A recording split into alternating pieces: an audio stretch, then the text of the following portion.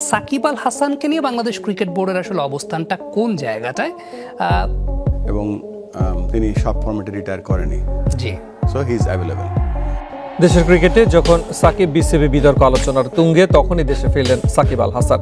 সোমবার রাতে কাতার এয়ারওয়েজের একটি ফ্লাইটে দেশে ফেরেন বিশ্বসেরা অলরাউন্ডার। সাব্বাস বিসিবি বাদ নাসুম, ফুলের মালা পরিয়ে সাকিবকে দলে ফেরালো আমিনুল ইসলাম বুলবুল। দর্শক বিস্তারিত জানতে ভিডিওটি না টেনে একেবারেই সম্পূর্ণ দেখতে থাকুন। বাংলা ওয়াশের মিশনে টাইগার শিবিরে এলো সবচাইতে বড় চমক। ওপেনিংয়ে থাকছেন তরুণ সেজন তানজিদ তামিম আর তার সঙ্গে আক্রমণাত্মক ইমন। এই জুটি মাঠে নামলেই গড়বে পাওয়ার স্ট্যাটাসের স্বপ্ন।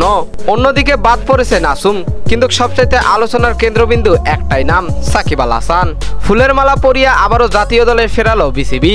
অভিজ্ঞতা, আগ্রাসন আর অলরাউন্ডিং পারফরমেন্স টাইগার একাদশে নতুন রূপ এনে দিল সাকিব। বাংলা ওয়াশের যুদ্ধে তাই চোখ এখন এক জায়গায়, তানজিদ ও ইমনের ওপেনিং ফায়ার আর কামব্যাক করে সাকিবের জাদুকারী অলরাউন্ডিং শো। এবং সাকিবকে দলে ফিরিয়ে বিসিবি বস আমিনুল ইসলাম বুলবুল সাফ জানিয়ে দিলেন, সাকিব দলে থাকলেই আসে এক্সট্রা ফ্যাক্টর, যা অন্য কেউ দিতে পারে না। এই কারণেই সাকিবকে দলে ফিরিয়ে আনা হয়েছে নেদারল্যান্ডসকে হোয়াইট ওয়াশ করার জন্য। তো দর্শক, কাউকে পাত্তা না দিয়ে সাকিবকে জাতীয় দলে ফেরালো আমিনুল ইসলাম বুলবুল।